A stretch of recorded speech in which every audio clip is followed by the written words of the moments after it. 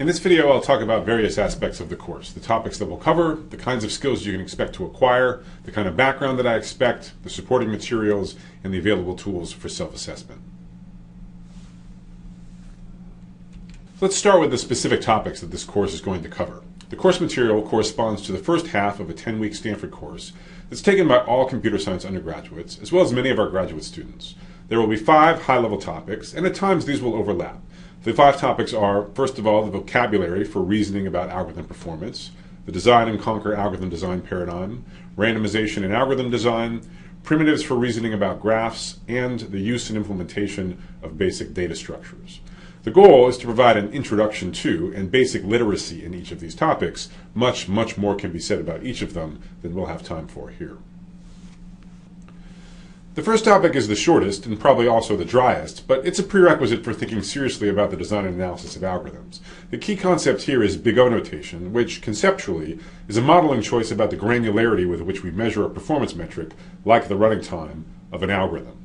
It turns out that the sweet spot for clear, high-level thinking about algorithm design is to ignore constant factors and lower-order terms and to concentrate on how well algorithm performance scales with large input sizes. Big O notation is the way to mathematicize this sweet spot. Now, there's no one silver bullet in algorithm design, no single problem-solving method that's guaranteed to unlock all of the computational problems that you're likely to face. That said, there are a few general algorithm design techniques, high-level approaches to algorithm design that find successful application across a range of different domains. These relatively widely applicable techniques are the backbone of a general algorithms course like this one. In this course, we'll only have time to deeply explore one such algorithm design paradigm, namely that of divide and conquer algorithms. In the sequel course, as we'll discuss, there's 2 other major algorithm design paradigms that get covered. But for now, a divide and conquer algorithm, the idea is to first break the problem into smaller subproblems, which then get solved recursively, and then to somehow quickly combine the solutions to the subproblems into one for the original problem that you actually care about. So for example, in the last video, we saw 2 algorithms of this sort, 2 divide and conquer algorithms for multiplying 2 large integers.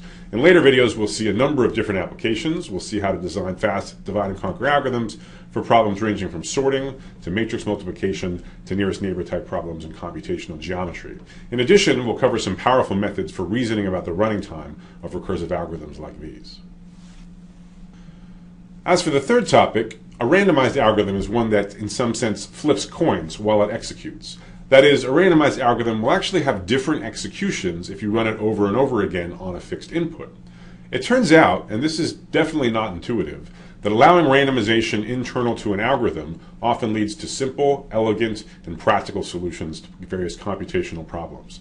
The canonical example is randomized quicksort, and that algorithm and analysis we will cover in detail in a few lectures. Randomized primality testing is another killer application that we'll touch on, and we'll also discuss a randomized approach to graph partitioning, and finally we'll discuss how randomization is used to reason about hash functions and hash maps. One of the themes of this course, and one of the concrete skills that I hope you take away from the course, is literacy with a number of computational primitives for operating on data that are so fast that they're in some sense essentially free. That is, the amount of time it takes to invoke one of these computational primitives is barely more than the amount of time you're already spending just examining or reading the input. When you have a primitive which is so fast that the running time is barely more than what it takes to read the input, you should be ready to apply it, for example, in a pre-processing step, whenever it seems like it might be helpful. It should just be there on the shelf waiting to be applied at will. Sorting is one canonical example of a very fast, almost for-free primitive of this form. But there are ones that operate on more complex data as well. So recall that a graph is a data structure that has, on the one hand, vertices, and on the other hand, edges, which connect pairs of vertices. Graphs model, among many other things, different types of networks.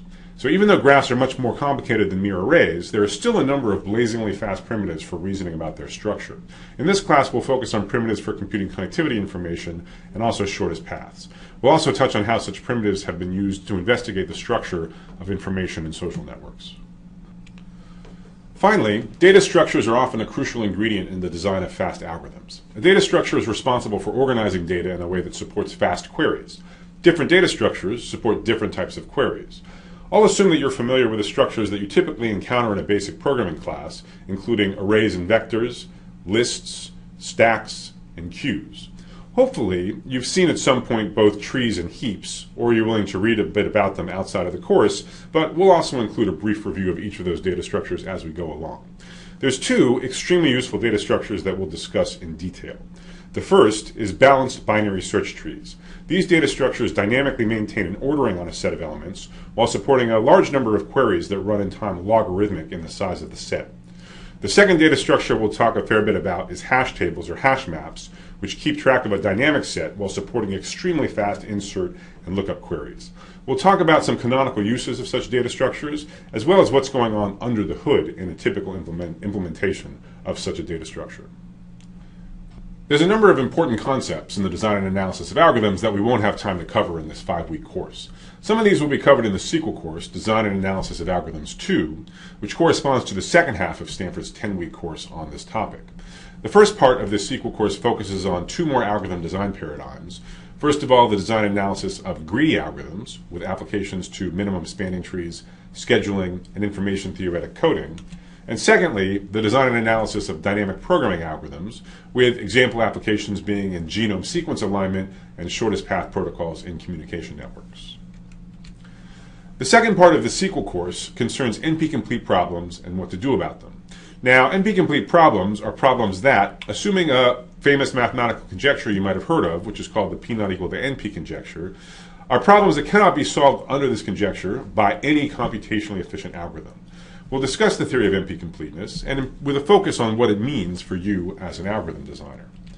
We'll also talk about several ways to approach NP-complete problems, including fast algorithms that correctly solve special cases, fast heuristics with provable performance guarantees, and exponential time algorithms that are qualitatively faster than brute force search. Of course, there are plenty of important topics that can't be fit into either of these 2 5-week courses. Depending on the demand, there might well be further courses on more advanced topics.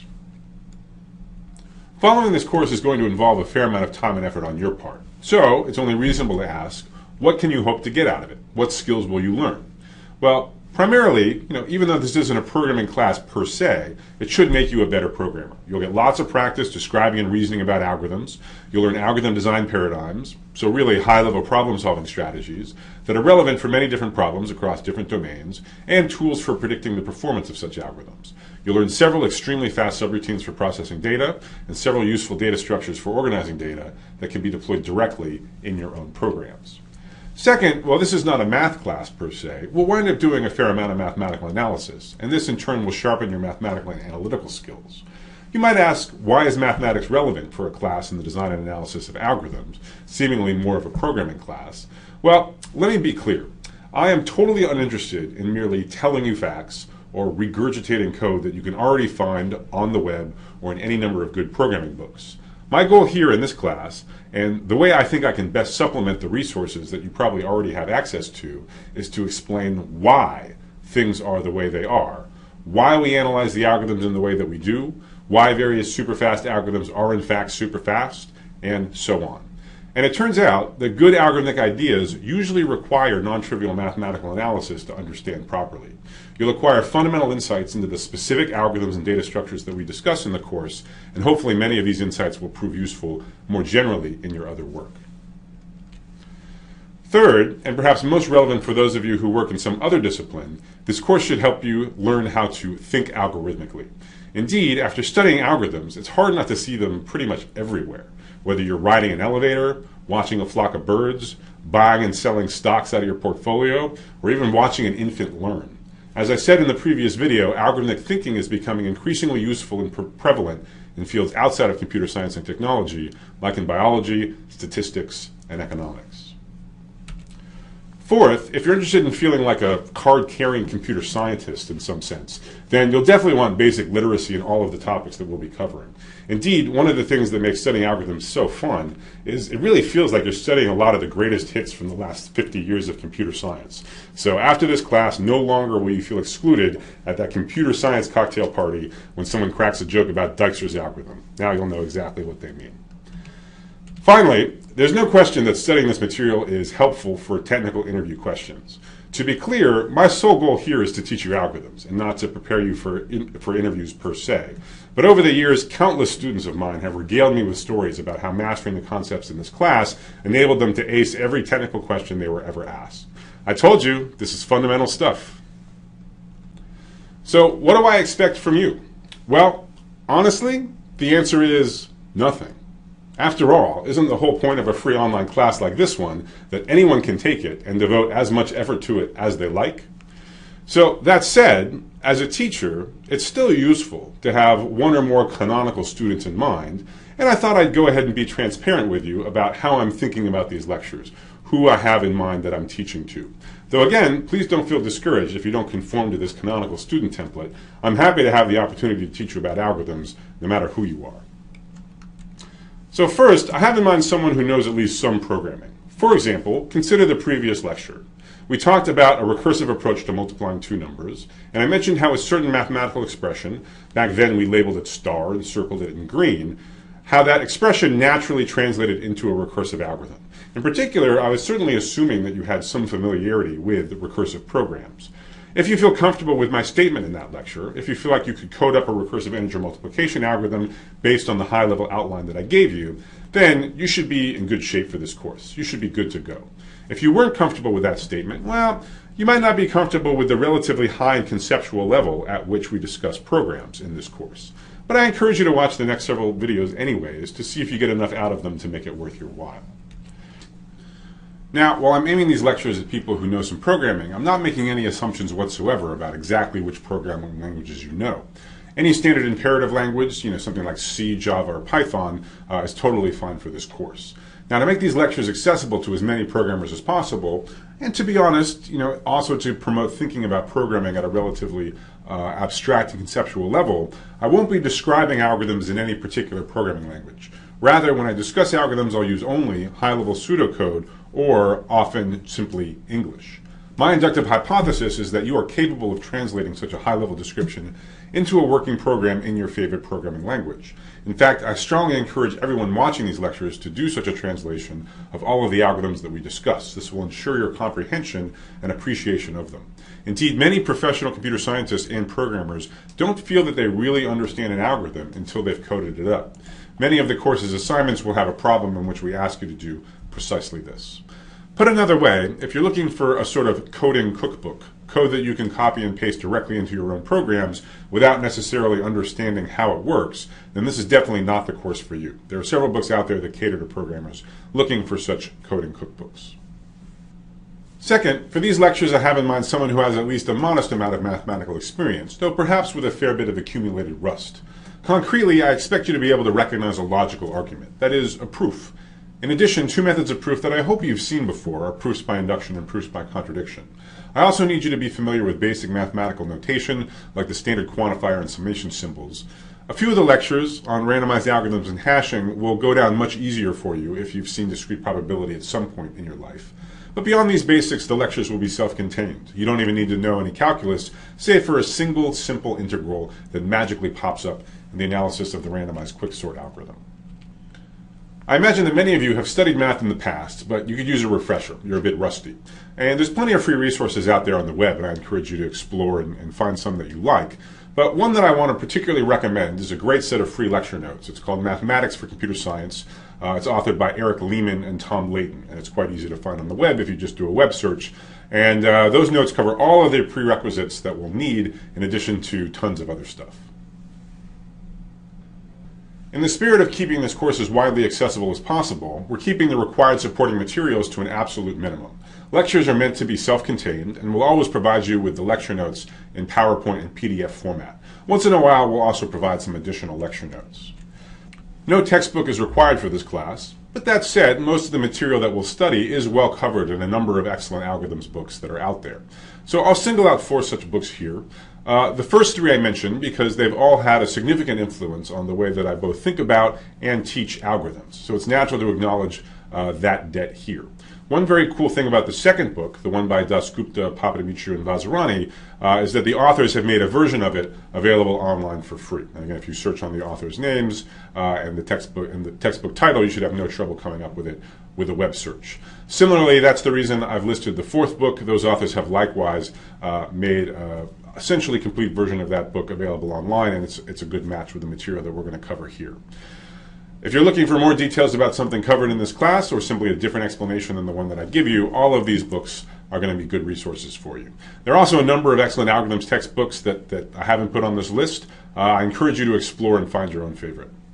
In our assignments, we'll sometimes ask you to code up an algorithm and use it to solve a concrete problem that is too large to solve by hand. Now, we don't care what programming language or development environment you use to do this, as we're only going to be asking you for the final answer. Thus, we're not requiring anything specific, just that you are able to write and execute programs. If you need help or advice about how to get set up with a suitable coding environment, we suggest that you ask other students for help via the course discussion forum. Finally, let's talk a bit more about assessment. Now, this course doesn't have official grades per se, but we will be assigning weekly homeworks. Now, we're going to assign homeworks for 3 different reasons. The first is just for self-assessment. It's to give you the opportunity to test your understanding of the material so that you can figure out which topics you've mastered and which ones that you haven't. The second reason we do it is to impose some structure on the course, including deadlines, to provide you with some additional motivation to work through all of the topics. Deadlines also have a very important side effect that it synchronizes a lot of the students in the class, and this of course makes the course discussion forum a far more effective tool for students to seek and provide help in understanding the course material. The final reason that we give homeworks is to satisfy those of you who, on top of learning the course material, are looking to challenge yourself intellectually. Now, this class has tens of thousands of students, so it's obviously essential that the assignments can be graded automatically. Now, we're currently only in the 1.0 generation of free online courses such as this one, so the available tools for auto-graded assessment are currently rather primitive. So we'll do the best we can, but I have to be honest with you. It's difficult or maybe even impossible to test deep understanding of the design and analysis of algorithms using the current set of tools. Thus, while the lecture content in this online course is in no way watered down from the original Stanford version, the required assignments and exams we'll give you are not as demanding as those that are given in the on-campus version of the course. To make up for this fact, we'll occasionally propose optional algorithm design problems, either in a video or via a supplementary assignment. We don't have the ability to grade these, but we hope that you'll find them interesting and challenging, and that you'll discuss possible solutions with other students via the course discussion forum. So I hope this discussion answered most of the questions that you have about the course. Let's move on to the real reason that we're all here, to learn more about algorithms.